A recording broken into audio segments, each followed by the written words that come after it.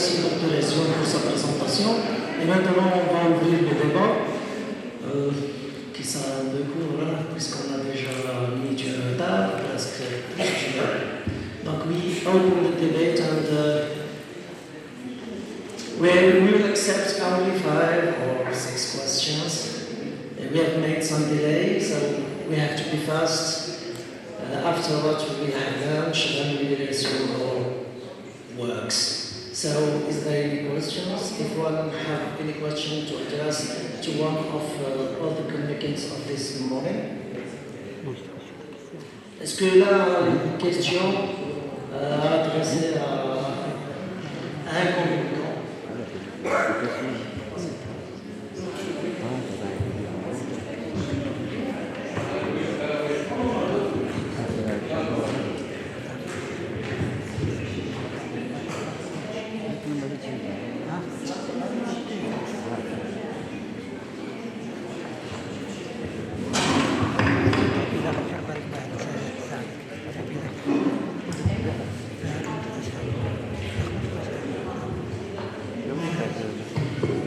So we are going to communicate together.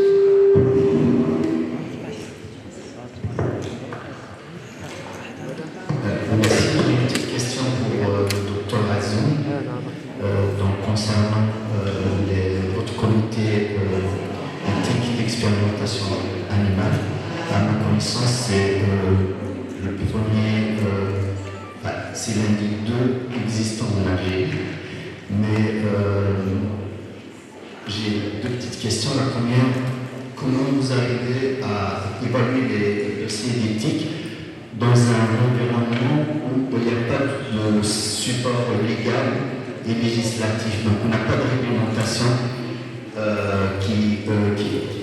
qui gère l'expérimentation animale en Algérie. Est-ce que vous utilisez les lois européennes? Et ma deuxième question, est-ce que vous avez essayé de sensibiliser les politiques, les politiciens, les parlementaires, à essayer de proposer des textes de loi pour enrichir, pour encadrer plutôt l'expérimentation animale en Algérie? C'est bien d'avoir des comités d'éthique, mais il faut un cadre légal pour faire respecter le bien-être animal. Merci beaucoup.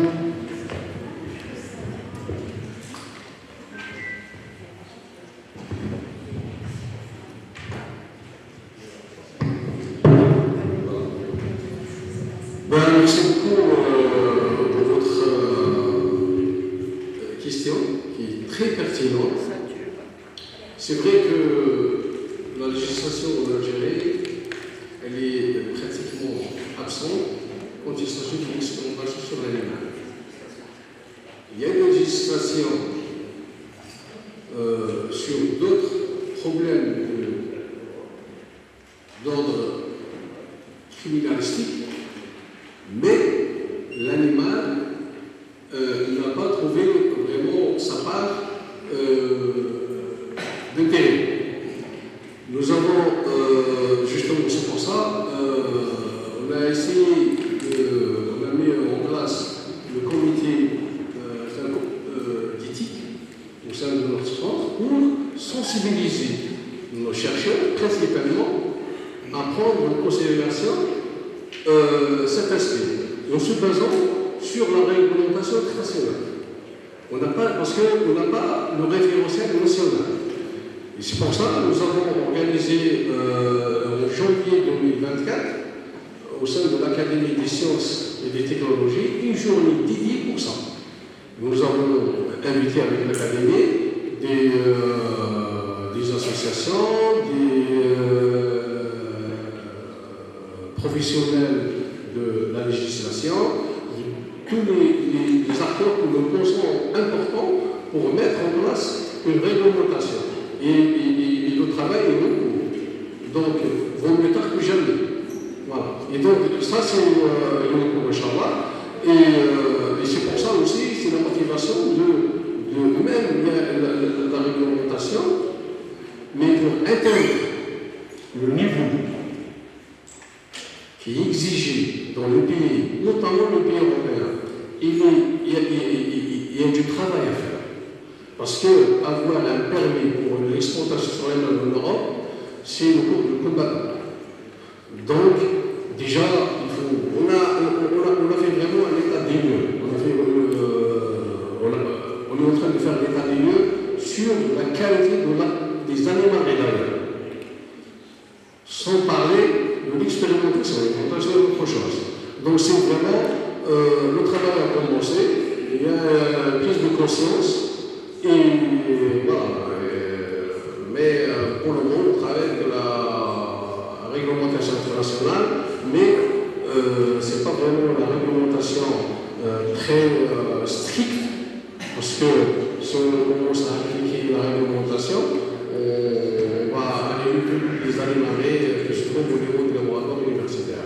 Mais bon, il faut déjà commencer, construire tout doucement et arriver à un niveau supérieur. Voilà. Merci. Merci. Moi, je voudrais poser une question à celui qui a fait la communication sur le bien-être de l'élevage canin. Docteur Fayda.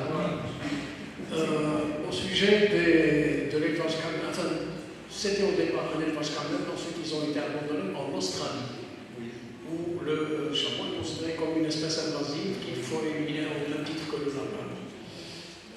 J'ai vu comment on fait la réduction des populations canines en tuant les animaux à partir de l'hélicoptère, le stress, et pour les animaux qui devaient être amenés à l'abattoir en Australie pour exporter la viande au Maroc. Là aussi, les conditions ne sont pas tellement recommandées. Je ne sais pas ce que vous en pensez. Alors, effectivement, le cas de l'Australie est...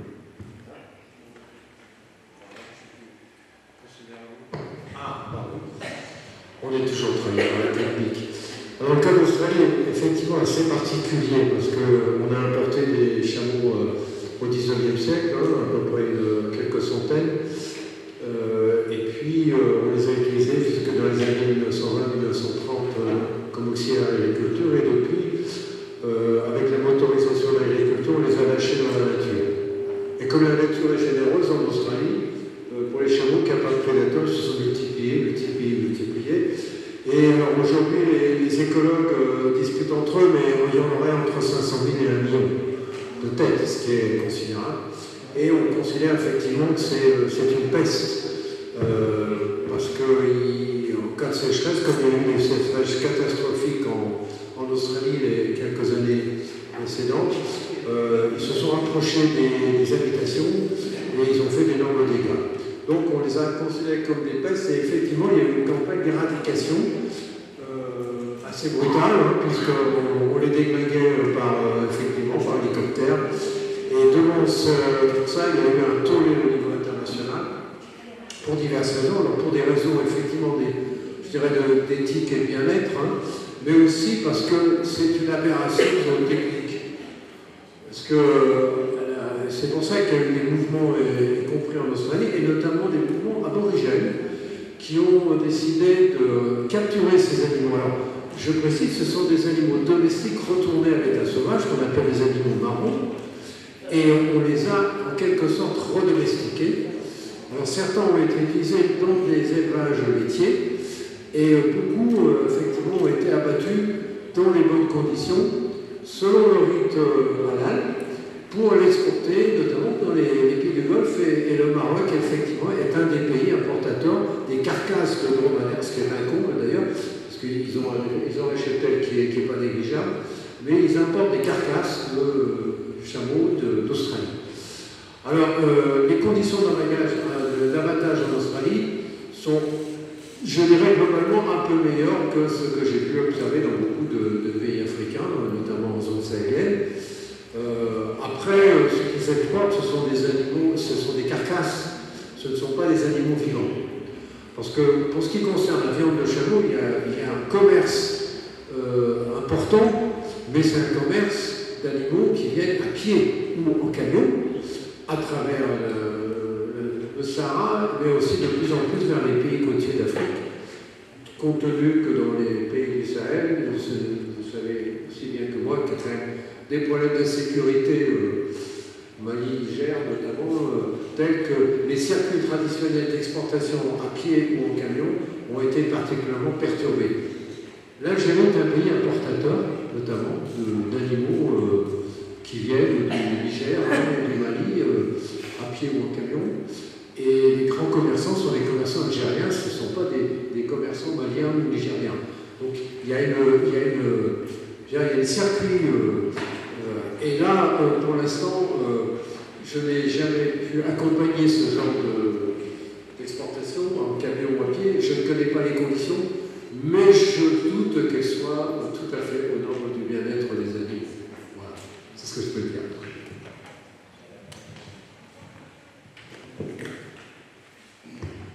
J'ai une deuxième question à poser. Expérimentation sur les tissus.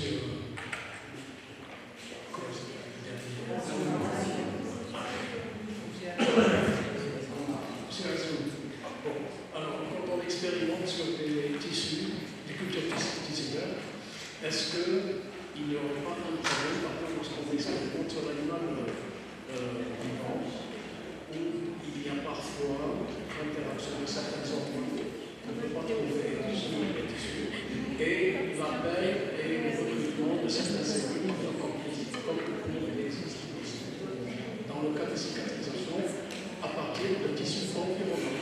Mais on ne retrouve pas sur la culture tissulaire. Je comprends parfaitement. Pour ça, on est encore loin du vivant. Alors, on essaye de faire de animal-like ou bien tissue-like. On ne peut pas produire le tissu natif, mais on essaie de prendre les compartiments essentiels qui forment le tissu et on fait la culture sur la puce. C'est comme ce qu'on appelle les organes, les organes sur puce. Donc on ne va pas mettre l'organe, mais on va mettre les cellules qui représentent l'organe. Mais l'interconnexion entre les différents organes sont assurées par des systèmes microfluidiques. On peut créer des gradients de nutriments pour donner le nutriment à n'importe quel organe, parce que ça c'est une technologie, on peut mais en aucun cas on peut reproduire le vivant, pour le moment. Voilà. Et puis, il n'y a pas que le substrat qui doit contenir tous les nutriments pour la culture tissulaire, mais aussi tous les systèmes de chimiotactisme, comme les interleukines par exemple, qui ont un effet sur un dégât sur la... Justement, c'est ça ce que le groupe dit. L'image que je vous ai le film, en général, au rouge, il y a un gradient de surface. Ça, c'est la chimiotaxie. Ça veut dire que le nutriment soit enlevé au liquide, parce qu'on peut contrôler lorsque les nutriments, la chimiotaxie, en général, elles attirent les cellules pour la migration. Ça, on peut le produire sur la puce, parce qu'on peut, avec des débit spécifique, on peut créer un gradient, soit en surface, soit au liquide, pour assurer ça, c'est pas vraiment le problème la chimiotaxie. Le problème, comment créer vraiment la matrice extracellulaire avec ses caractéristiques physico-chimiques, qui est molle, qui est poreuse, qui assure, qui a les mêmes viscoélastiques des tissus, pour que la cellule elle est dans son environnement, et c'est ça le challenge. Tout ce qui est chimiotaxie, pour nous, c'est aucun problème, parce qu'on peut créer un gradient, soit dans le canal, soit en liquide, ou bien surface mount. C'est pour les recrutements cellulaires, par exemple pour les NK, natural killers.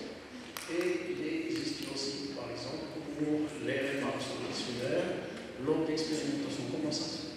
Oui, ça c'est. Déjà, on a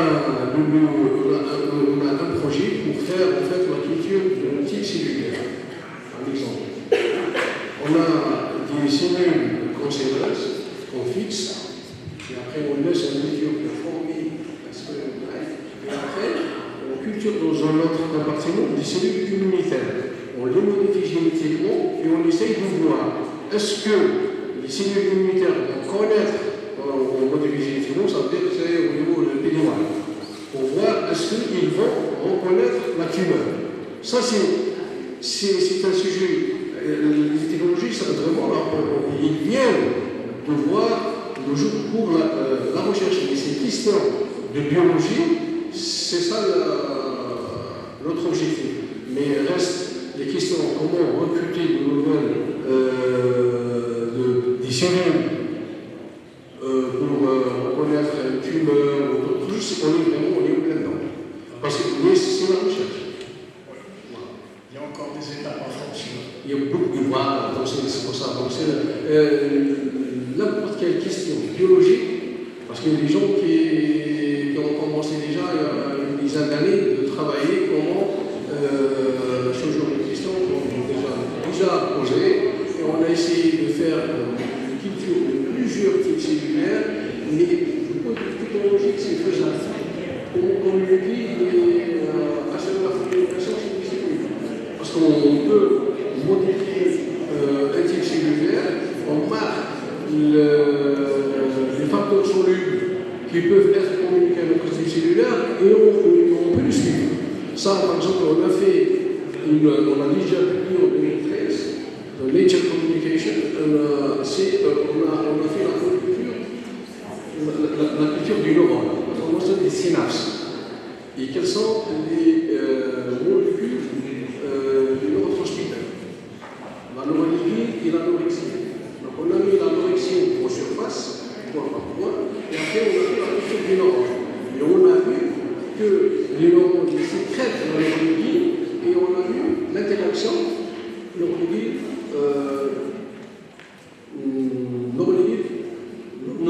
et l'anorexie. Donc ça, on a prouvé, on l'a fait expérimentalement. Donc c'est ça en fait les questions biologiques qu'on est en train de reproduire sur ce genre de technologie. Mais pour l'instant, on ne peut pas se passer de l'expérimentation sur l'animal. Non, on ne peut pas. Il y a encore les défenseurs de l'expérimentation sur l'animal vivant qui est bien étayée, qui est bien justifiée, et pour laquelle on ne peut pas l'exclure totalement pour l'instant. Non, on ne peut pas. Mais l'objectif, c'est de diminuer l'expérimentation sur l'animal. C'est vraiment, on doit diminuer plus qu'on peut. Nous serons, voilà, mais certainement, pour le moment, on ne peut pas parce qu'il y a un facteur très très important, c'est le système immunitaire. Voilà. Merci. Bonsoir. Alors, c'est des remarques pour le professeur Fay pour le bien-être animal. C'est un sujet qui est passionnant. Donc, on va parler un petit peu du volet anatomique, mais étant modérateur, je suis obligée de limiter mon temps de parole. C'est juste, ça peut faire partie des recommandations, parce que vous ne pourriez pas faire une sorte de prospectus, de guide pour les pays, là où il y a l'élevage intensif de dromadaires, pour qu'ils essaient d'améliorer les conditions de vie des dromadaires.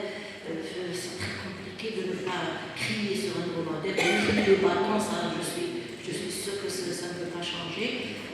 Donc, une sorte de prospectus à distribuer à tous les éleveurs. Une autre question, est-ce que vous avez fait le tour de certaines régions d'Algérie pour voir justement si le bien-être animal, le bien-être du dromadaire est respecté? Si j'ai compris la question, ça relève de comment on fait avec les éleveurs en fait, pour qu'ils puissent gérer le bien-être de leurs animaux. Je pense qu'il y a un bon travail de formation à la manipulation.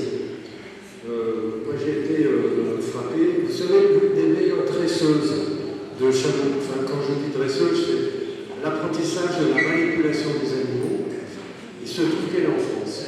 C'est une jeune Française qui a une réputation mondiale maintenant.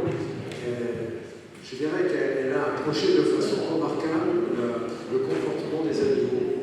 Et de plus en plus, il y a des gens qui s'intéressent à la communication animale, à comment manipuler les animaux, justement sans utiliser la force. Mais ça demande des formations. On a par exemple, c'est vrai que dans les pays du dromadaire, les gens ils élèvent des chameaux depuis des siècles, donc a priori on peut dire on n'a rien à leur apprendre. Alors c'est vrai et pas vrai. C'est pas vrai parce qu'effectivement ils connaissent leurs animaux, mais ils ont des approches quand il faut changer les habitudes de ces animaux qui ne sont pas forcément les plus appropriées. Ils ont un bon feeling au quotidien, mais quand il s'agit de faire monter un chameau dans un camion, c'est pas idéal. Donc il y a des techniques, il y a des apprentissages, et je pense qu'il y a des formations à faire. En France, il y a des formations sur comment manipuler les vaches allaitantes au pâturage. Il y a des formations qui sont organisées par l'Institut d'élevage, par exemple, depuis longtemps. Pourquoi ne pas organiser des formations des éleveurs à la manipulation des animaux? Ça se fait de plus en plus. Et vous savez, il y a une espèce de monde aujourd'hui, notamment en Europe, où les gens ils achètent des alpagas, des lamas et des chameaux, uniquement pour plaisir, parce qu'ils ont un terrain derrière, et finalement ça leur fait plaisir. Mais c'est une catastrophe, parce que les gens ne connaissent pas ces animaux, ils ne savent pas les manipuler. Et je pense qu'il y a un travail simplement de formation à la manipulation, à l'apprentissage. Alors, je vous donne une petite parenthèse, parce que j'ai été contacté il n'y a pas longtemps par un monsieur qui s'intéresse à la cognitique. Alors, la cognitique, c'est la science qui étudie les modalités d'apprentissage d'un animal. Ça s'est beaucoup développé au Japon avec les singes. Comment les singes acquièrent une connaissance. Vous savez, les singes qui utilisent des outils. Alors, comment ils arrivent à acquérir cette connaissance? Et après, la personne qui m'a contacté, elle a travaillé beaucoup avec des chevaux. Comment on arrive à apprendre un certain nombre de choses à des chevaux? Et là, il s'intéresse à apprendre à des chameaux à reconnaître les caractères. Alors, comme c'est financé par les Sommières, c'est les caractères en arabe. On va acheter des tablettes pour les chameaux pour qu'ils puissent reconnaître un certain nombre de lettres. Alors, c'est là, ça s'appelle. L'idée derrière, c'est comment les animaux arrivent à acquérir de connaissances. Vous voyez, tout est possible. Je vous remercie. Donc, le débat est très riche. Nous sommes limités par le temps, donc il reste 2 questions. Monsieur Denet et Madame Berdara, et on va clore la session du matin pour aller déjeuner et revenir plus tard. Donc, je vous remercie. Merci beaucoup, ce sera une question très courte, plutôt un commentaire pour notre ami Mohamed. Le retour est en affaire, parce que tu nous as mis l'eau à la bouche par rapport à la viande et aux technologies. Ma question elle est d'ordre beaucoup plus culturel et dans la pratique de tous les jours, parce qu'on a, enfin, en tout cas, beaucoup d'entre nous, nous avons appris que la viande, que la cuisson de la viande dépendait du morceau et du lait et du menu qu'on allait faire derrière. Le steak, c'est tel type de muscle, d'un bovin, le gigot, c'est telle destination. Est-ce que les nouvelles technologies que vous avez présentées ce matin vont aider à orienter certaines catégories d'animaux ou certaines catégories de muscles vers tel ou tel art culinaire? Parce qu'il y a un aspect culturel et culinaire qui est quand même déterminant. Si je résume la question, donc on voit aussi peut-être si vous n'avez pas bien touché. En fait, dans la carcasse, dans l'animal, on a différentes pièces couchières. Chacune des pièces correspond bien à un muscle. Et donc les pièces couchières, elles ne sont pas utilisées de la même façon. Donc il y a la grillade, il y a du bouilli, et puis il y a différents autres modes de cuisson. Et en fait, ces différences, elles sont inhérentes aux muscles. Donc c'est en fait le type musculaire qui sont différents par leurs propriétés contractiles et métaboliques qui nous dictent en fait quel devenu. Et puis aujourd'hui, on rajoute notre dimension. Ce n'est pas uniquement les propriétés contractiles et métaboliques, mais aussi le type de tissu conjonctif qui est dedans. Donc les muscles qui ont beaucoup plus de collagène, donc il faudra les cuire un peu plus longtemps et beaucoup plus bouillis en fait, pour transformer ce collagène et le solubiliser dans notre matrice. Et donc, les approches chroniques, elles nous permettent d'une part de comprendre. En fait, par rapport aux pièces bouchères, quand nous on étudie beaucoup plus de muscle long dorsal, qui est le muscle de référence, parce qu'il a des propriétés intermédiaires, à la fois oxydatives et glycolytiques, et des moyens en collagène. Normalement, quand un animal le long dorsal est jugé tendre, les autres pièces devraient être tendres aussi, mais pas au même niveau que le long dorsal. Mais si le long dorsal est déjà dur, donc toutes les autres parties vont être encore plus dures.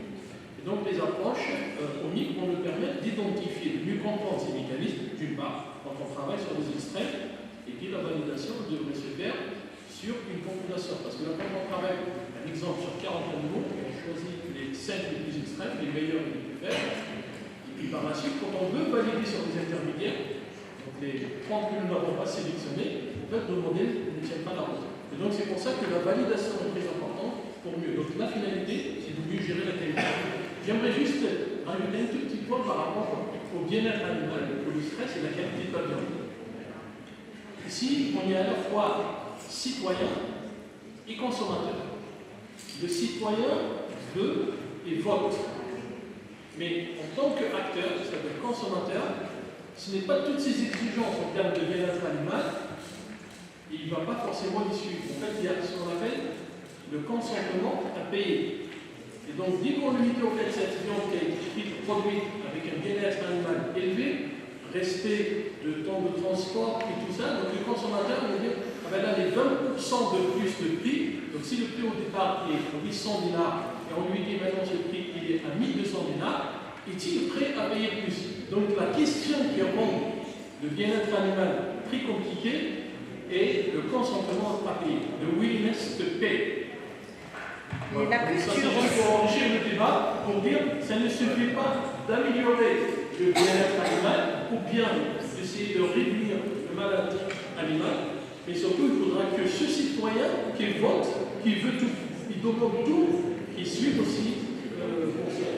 Voilà, donc les études européennes, évidemment, à peine 5% sont prêts à payer tous les jours. Il y a 20%, oui, qui veulent bien de temps en temps. Donc on voit que 80% des consommateurs, en fait, ils sont juste exigeants vraiment, mais on avale un demi. Voilà.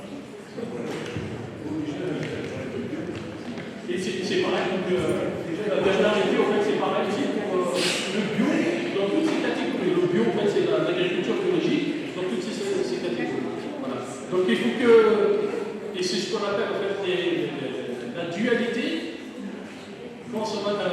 citoyen et consommateur. Et donc cette dualité, elle est liée à plusieurs. Hein. Donc c'est des sciences humaines qui nous éclairent sur ces questions-là, parce qu'elle est liée à l'identité de la personne, sa perception. Et donc si je vais un peu plus loin, donc maintenant on a des tranches de consommateurs, les femmes sont plus sensibles au bien-être animal que les hommes. Et les jeunes filles éduquées, c'est-à-dire qui ont des études supérieures, sont plus sensibles que les jeunes, etc. Donc, vous voyez, c'est assez complexe, mais c'est des questions importantes. Voilà. Je vous remercie, Dr. Gagnon, pour vos éclaircissements. Donc, je clôt la session avec la dernière question du professeur Lakhdara. Ma question je vais la poser à Mohamed.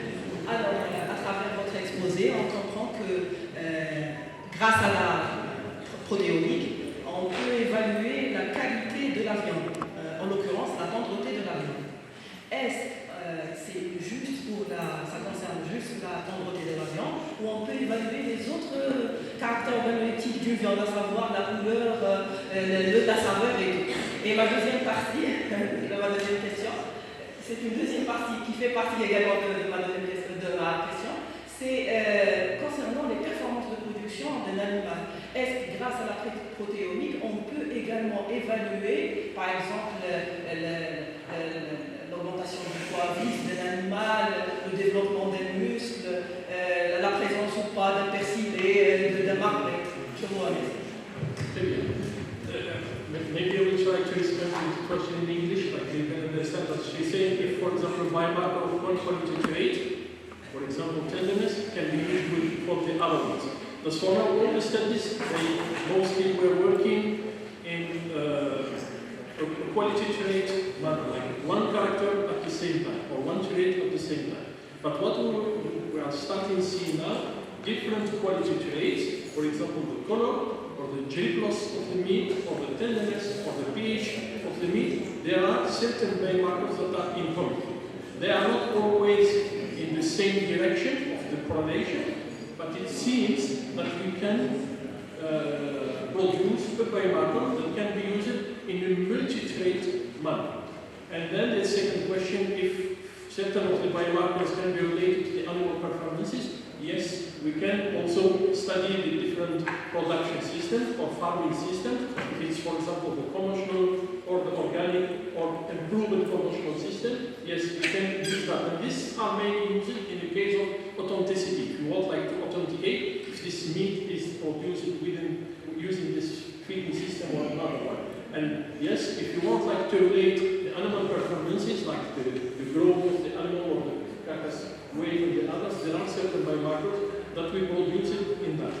The only question then, if you want to work under adjoining conditions, like because the weather is changing, it's different, and then the breeds or the populations of the animals are different, but you need first maybe to check what we know in the literature, get that, and compare it to what you will experiment in your cases and see if those biomarkers can be validated.